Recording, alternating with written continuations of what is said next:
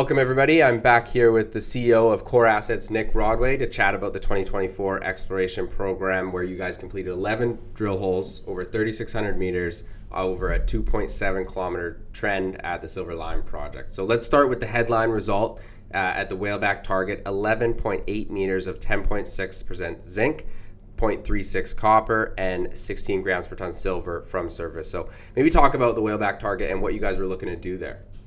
Yeah, so we nailed into it and got one of our thickest intercepts yet.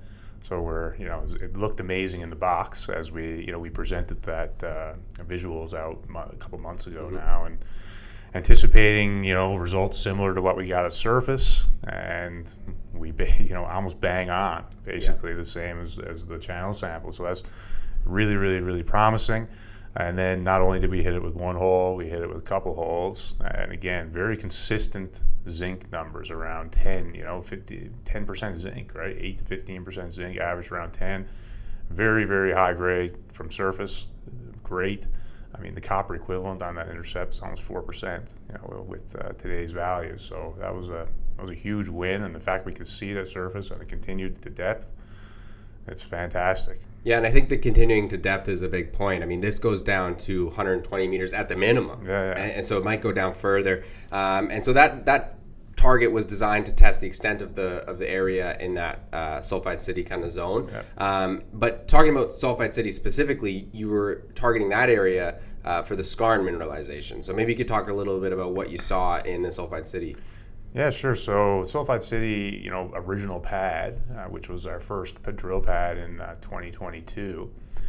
We had a hole 006, went down to 400 odd meters, and it hit very intensely altered porphyry rock, and it was mineralized in areas with heavy molybdenum.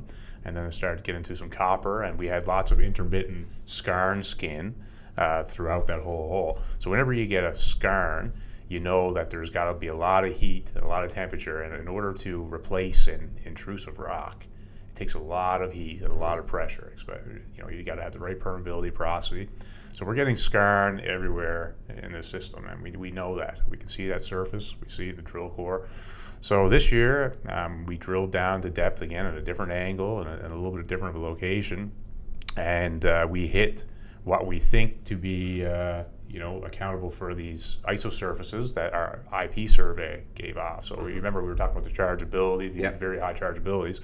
So I can't remember the number exactly off the top of my head there, but we hit a 8.7 meter intercept there of very thick skarn skin that is forming around this intrusion. And every drill hole we drill hits these kind of things. And what was the result there? 8.7 meters of 0.17 copper, 1.2% zinc, 0.9 lead, and 10.4 silver. But you also have a 0.26 meter in the hole 63 of 4.4% copper. Yeah. So I mean, again, it's not like we're looking for mineralization.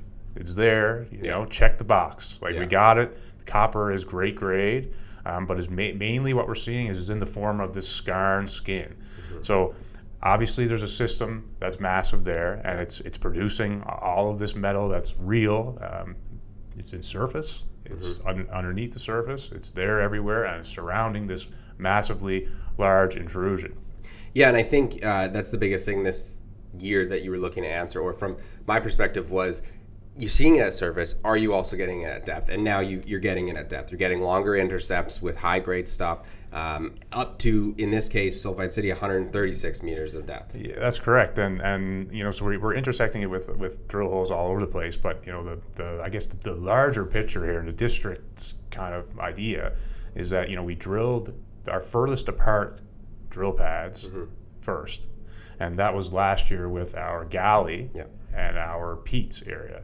That whole area is visible at surface. You can see this limestone bed going right on through, and now this year we went right almost in the middle of it where whaleback was, and we're getting that metal zonation pattern that we've kind of been promoting or talking about, where the silver is on your distal area, and then as you move in, you're going to gradually change into zinc and then copper, and that's what this whaleback area has. It has a higher zinc and copper. So it's getting closer again to this perceived center of our intrusion and where all these fluids are coming from. But to have over 1,000 gram per ton silver on both ends now, and have this in the middle, we're slowly picking our way in to be able to actually quantify what's in the ground. Yeah, there's definitely something feeding this. It's just a matter of finding it. Now, you also drilled Pike Valley and Pete's North. Now, these are kind of two newer targets. So maybe you could talk a little bit about what the idea was behind those and what you found. Sure. So Pike Valley, the reason for drilling that was because at surface we saw a different type of rock than we've seen before. It's an intrusive rock, and inside that rock it has stockwork veining. Kind of the thickness of your fingers, maybe a little bit thicker in areas, and it's massive sulphide, the same type of sulphide that we're seeing throughout this 9 by 10 kilometer radius of area. So same type of mineralogy. And if you sample these small veins, it's not uncommon to get over a quarter of a kilogram silver, and you can get 10% plus zinc, lead, and also there's always that little copper credit in there, and there's a little bit of gold as well in that.